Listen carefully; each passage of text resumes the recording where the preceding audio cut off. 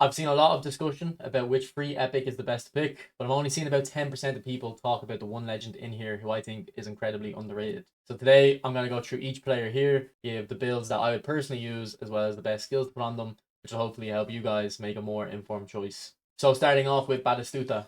Traditionally, Batistuta wouldn't be a striker that I would have really liked in eFootball. He's a bit physical, a bit more of a run and gun, rather than someone who is very nimble and can dribble well. But I do think after the 4.4 update, they've kind of made this type of striker better because you can actually play passes in behind now. His speed and strength are a good match to kind of hold off defenders while he gets onto the end of the ball. And then one side a goal with that very high kicking power and finishing, and it's going to be very easy for him to find the back of the net. But even saying that, his dribbling is still decent. Now, keep in mind, eFootball database hasn't updated for 89 proficiency managers, so that 84 dribbling is actually going to get a +3 if you have an 89 proficiency manager. So it'll be 88 after the boosts. And even if you don't have an 89 proficiency manager, now eventually I think most people will get one. It's usually the best use of your coins. So every build or most builds will have a 88 proficiency build and an 89 proficiency build as well. But yeah, good dribbling, very well rounded. He's decently tall. He'll win aerial passes. I think this guy is a great striker, and because he's a goal poacher, you can kind of put him beside anyone. He'll complement his strike partner very well, and the goal poacher playstyle will mean that it's not a fox in the box where he needs to be kind of on his own to get the best out of him. He will make good runs with another striker beside him. And then for his skills, he has got, I think, every single shooting skill there except for outside curler, I guess. But that's one of the skills I would recommend on him. Now, he doesn't have extremely high curl, but if you have high enough finishing, I think outside curlers in the box are completely fine. So I'd recommend outside curler on him. I'd also go for cut behind and turn. I've done a video on why cut behind and turn is probably the most underrated skill in this game, and I put it on pretty much every player I have. Definitely go for it here with him too. Then I'd probably go for one touch pass and true passing. I usually don't recommend one touch pass on forward players, but it's just because he's kind of got all of his bases covered here. I think you can get away with a one touch pass on him. And then that last skill, you've got a few options. Probably go for double touch or gamesmanship. But this type of striker, I usually don't go for double touch because he's already stiff anyway. I don't want to be kind of spending too much time with him on the ball. I'd rather kind of offload it. And if I have double touch with him, I know it's gonna make me, oh hey, maybe I'll hit a double touch here and I'm gonna end up losing the ball. And additionally, I think a level one double touch isn't that great at the moment for me. Or maybe I've just gotten so used to the ball roll double touch where you have double touch, flip flap, and soul control that I've lost the timing for the normal level of double touch. But I don't think it's a necessity on Batistuta. And I have a Samuel Eto'o who I don't have double touch on, and he's one of my best strikers. So it's definitely not a necessity up front. So personally, I'd be going for gamesmanship instead. But definitely a very interesting striker. But we're going to move on to the other striker now, because these are the two players that pretty much everyone's asking about who to go for, Batistuta or Michael Owen. So Michael Owen is someone who's very well liked in this game. Definitely considered a top tier striker. Personally, I never actually liked him that much because I got the Liverpool version that came in a 50 player pack, and that one didn't start with many skills. But of course, that's not the case anymore. He will start with the full 10 skills. So you can definitely make him into a very well rounded card. Now, again, on this Michael Owen card, 89 proficiency, you're going to get an extra one on the ball control, but it doesn't really change how I'd build the card overall. So this one's going to be pretty much the same between 88 proficiency and 89. The only thing he's lacking here really is getting to that 90 kicking power, because that balance is very high. It's going to complement those dribbling stats very well. He's got the elite tier finishing. Would be good if we get the 80 curl as well for those finesse shots. But that extra point we have in passing won't move the needle on shooting. But you could consider taking the dribbling down just a little bit to get that 80 curl, and you're still reaching the 90 dribbling threshold this way, so you're going to be very fast on the ball with him. Now, some people might be wondering why I have such extreme finishing on Michael Owen and Batistuta. It's two reasons. One, I've always done it, and I've always felt 95 finishing is pretty much the necessary level if you want your striker to be very reliable in front of goal. If it's a striker who is more of a creator, let's say an Antoine Griezmann, I did a video using his big time card this week. I can get away with about 90 finishing on him because I know I'm not going to rely on him just to score goals. He's going to get more involved in different areas of the pitch and more roles. But for my pure striker, yeah, 95 finishing is definitely something that I want.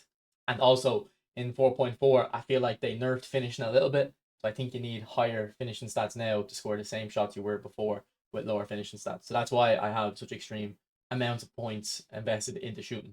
Now, for the skills of Michael Owen, before we go to them, he does have very high weak foot, whereas Batistuta only has high, so that's another plus for Michael Owen. And because of that very high weak foot, I would recommend the level 3 double touch on Owen, so that's going to be double touch soul control, and flip flap.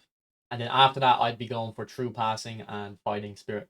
Now, if you're someone who doesn't really like using that double touch and doesn't or isn't able to kind of use it to its full its effects, so basically you can do a shot before the double touch animation finishes, and it kind of routes the keeper to the spot. But you might need to have kind of quick fingers for that. So a lot of people won't be able to use that. So if that's the case, I'd go for long range shooting, one touch pass, or cut behind and turn instead. Definitely two very good strikers. I don't think there's actually too much to separate them. Obviously, Batistuta is just going to be a bit more physical. So really, if you lean more towards physical players, go for Batistuta, and if you're more of a dribbler, I'd be going for Owen. But I don't think they're necessarily the best players in the pack. So we're going to look at Abbiatti next, the goalkeeper. I think this guy is quite a decent keeper. He's quite tall, 191 centimeters, and if we look at his builds, this is what I'd go for. He is getting 80 jump and all 90 pluses on all the goalkeeping stats, and importantly, 95 parrying, because in 4.4, the amount of parry goals I concede is crazy. We already conceded a lot of them before in eFootball, but since the update, I've noticed them more and more. So parrying before was a stat that I didn't really worry about. I actually remember when Showtime Courtois came out, I think he usually gets about 99 parrying on his builds. When he first came out a few months ago, I tried him out and thought, yeah, that parrying, it's okay, but it's not really a game changer. But since the update, every time I play against that Courtois, it's so hard to actually score against my opponents, especially if they sit in deep, because if you're just sitting in deep, it's hard to get a clear cut chance at goal, so you're kind of taking more pot shots. And if you do that, it's expected to get saved. And instead of parrying it for a rebound for your striker to tap in, Courtois really high parrying, hits it out for a throw in per se. So that parrying stat is very important. And then particularly for free to play players, having a legend goalkeeper is very important because it means you have permanent B form. He's never going to be on a down arrow, and it means you don't have to take another keeper on the bench. Because on my free to play account, I'm constantly struggling with my goalkeeper. I always usually have to bring a keeper on the bench. And then my best keeper on my free to play account is a guy called Providol. Let me pull him up for you. This guy here is very good for me. Pretty much the same height as Abbiatti, by the way. But the problem is you can see his arrows. Sometimes they go down. So I can't use them every time I log on to the free to play account. And a lot of us got this keeper here recently, Baya, and Abbiatti is both taller, about 7 centimeters taller, which is definitely noticeable. And also, Abbiatti just has better stats. So just because you have this guy, like I've used him, I really think he isn't great. He doesn't seem better than non-legend keepers. So that's why I think Abbiatti is definitely a very interesting choice. Now, this is the player check I have. It's not the most recent one, but he's still very good. Abbiatti isn't going to be at his level. His stats are still worse. Similar enough though, still slightly worse. And he's got 5 centimeters in height he'd have to make up over check. So you're not quite getting an elite tier keeper in Abbiatti, but you're definitely getting a very strong keeper. And then for the skills in Abbiatti, it really isn't important. Maybe a one touch pass and a low lofted pass, but since 4.4 has come out, I've only noticed one instance of check without low lofted pass, not playing the pass correctly and accurately. So I really don't think it's actually going to change anything in game. But I still don't think Abbiatti is necessarily the best choice. Definitely a very strong one, but there are other players in here that I think are more useful depending on what players you already have. But first, we're just going to look at Giuly. I don't think this guy's of any interest, really. I have used him before. He is quite nimble, but doesn't have extremely great end product. He's right-footed on the right wing, which isn't a terrible thing, but it would be good if you could train him a left wing, which you won't be able to, so he can cut inside and shoot. Now, he does have quite decent finishing stats, but I think at this stage of the game, he needs more kick and power than that, really. But quite good dribbling. I think his best use would be if you're already winning the game and you just want a fresh winger to bring on. He's going to be really good at dribbling, and you can kind of just take the ball into the corner. Now, with that 59 physical contact, once you get into the corner, I don't know how well you're going to be able to shield it. So again, I don't think he is a must pick or anything close to that. But for the people who get him in the random spins and want to know how to get the best out of him for the skills, I would go flip flap, super sub, cut behind and turn, fighting spirit, and scissors feint. Now, he does actually have a lot of good skills, so maybe I'm going to be a little bit wrong on this guy. Maybe he's going to be a lot better than you might think. But you've only got one pick here, so you definitely want to make sure it's right, and I'd be more confident in the other players in the pack rather than this Giuly here. So the next player is Oddo. And I've seen a few people say this guy has potential, but personally, I just don't see it. When we put the boosters on, he's just missing like a little bit too much for me. I would want at least three of those defensive stats to be 90. You're missing a little bit of pace. And then his passing isn't great. His lofted pass should be higher, especially because he is an edge crossing player. And then his dribbling isn't just enough for me. So I understand why people are saying he might be okay because of that edge cross and you can get him forward.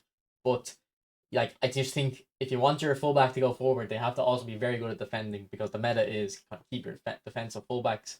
back, and if they're an attacking fullback like Oddo is, you just put defensive instruction on them. But if you're someone who wants to go against meta and attack more, fullback becomes a very important position on the pitch. And I think if you want to play that style, you definitely need a top tier card. Like someone with these defensive and physical stats, but also very good dribbling and very good passing stats as well, like my Philip Lamb, who could probably do it. So unfortunately, he just doesn't have enough for me. But again, his skills are very good. He's just missing really blocker. And then I'd probably put track back on him as well. And then I'd go for cut behind and turn, gamesmanship. And that last skill, maybe go for double touch, even weighted pass, but I don't think it matters too much on the fifth skill. So next player is Dennis Bergkamp, and I think this is a guy Konami failed to make really good. I think it's mostly just because of how extremely high rated cards have gotten. This was a card that came out 3 years ago with these stats, like it'd be insane. But he hasn't really kept up with the power creep as much. Now, for the build, keep in mind, this is for an 89 proficiency manager. I feel like it's the only way you're going to get this guy to work. The 89 proficiency will, of course, get an extra +1 on his dribbling, finishing, set pieces, kicking power, and balance. So that actually looks quite good if you were to have that booster on, and then he will get 90 balance as well. Now, doesn't have any passing stats, and it's just because the game-changing pass will boost that massively. So I think you better lean into that and not invest too much into his passing. Because game-changing pass just gives a stat boost to passing in the second half if you're losing or drawing. And then when we look at the skills, I'm liking to look at a few of them. He definitely has a lot of the passing stats, but you can definitely see what Konami were doing with the card, like give him low passing, and I guess it allows you to invest your points elsewhere and just rely on the boost. So in that case, I'd be giving him super sub, just because that skill only applies in the second half when you're drawing or losing, so you might as well lean into that. And then after that, I'd be going for like cut behind and turn, fighting spirit, and then maybe double touch, soul control, and flip flap for the ball roll. But if you're not interested in that, you can go for like long range shooting or long range curler, and then something like a Marseille turn to give him a little bit of an extra flair. Okay, boys, so Van Buyten, I've got a previous version of this Van Buyten, and to be honest, I don't really like him. It's for a reason that he's a destroyer, but he's not very mobile, although this one is a little bit better at that compared to the previous version. And of course, this guy's 197 centimeters tall, so he's really an anti-cross spam effective player. So for that, he is very good, I will admit. But you don't play against cross spammers all the time, so if you're playing against a normal opponent, I never really liked the previous versions. But if we look at the old version, you can see he has 70 speed, 69 acceleration, and 52 balance, whereas the new one has 80 speed, 80 acceleration, and 60 balance. So this one should feel a lot more nimble. And then for the build, this isn't even done yet. We still have 8 points left. I guess it's really up to you. If you want to focus more on anti-cross spam, you'd probably go something like this. Get more points into the jumping through investing in the goalkeeper, and then you'll have 97 jump, 290 centimeter jump height. I don't think there's anyone better than that in the game. I'm not 100% sure on that, so don't quote me, but you'd be struggling to find someone like that. But if you're not, as interested in the anti-cross spam, just go into the dexterity, I guess, make them a little bit better on the acceleration, so it'll be better going into the tackles. And then for his skills, because he's really not great on the ball, you don't want the ball on him too much. I actually don't think you really need to invest skills in this guy. He's already got all his bases covered, but if you do, I'd be going for one touch pass, through passing, low lofted pass, cut behind and turn, and gamesmanship. But the last player in the pack, and definitely someone who I think is getting slept on, is this Nakata here. If we look at the build, straight away, you can see his physical stats are very good, and he's well rounded on his finishing, curl, and dribbling, and then a little bit of extra defending as well. So this guy's reminding me of Nedved, and Nedved is a player that I don't see too often in divisions, but if I watch competitive games, or I don't really watch them anymore, but when I used to watch them and commentate on them, a lot of the top players had Nedved because he's kind of a similar profile to this. He can attack very well, but because he's so physical and he has just a little bit of defensive stats, he can win the ball back for you too. Now, this isn't the only build I would go for. There are a few other ones. I think 90 low pass is definitely a noticeable improvement compared to 86. So in that case, you could take off, let's say, a little bit of the finishing and then go up to the 90 low pass. Or you could even take 1 point off dribbling, and remember 84 for getting the plus boost on the 89 proficiency managers, and then you'll have points left over to get his physical contact up to 80 as well. But definitely a very interesting player to me. Now, if we look at his skills, he's also got good skills too, and importantly, he does have that track back, so he's definitely going to be someone that's going to help you defend from the front. So for the skills, I'd go for soul control and flip flap. He doesn't have very high weak foot accuracy, but he does have high, so he will be able to do that double touch shot onto both feet. Very well. I definitely would give him acrobatic finishing. His balance is good, probably a good level for dribbling, but I think you need 95 balance to be able to shoot consistently without acrobatic finishing. I'd give him that. And then also I'd go for cut behind and turn because I love that skill. And then long range shooting just to help him a little bit on the edge of the box. But definitely a very interesting pack. Let me know who you guys are going for. And if you're someone who was going for Batistuta and Michael Owen, have I convinced you on Nakata or even like a Abbiatti or something? I'd definitely be interested to know. But anyway, thanks for watching and I'll see you next time. Bye.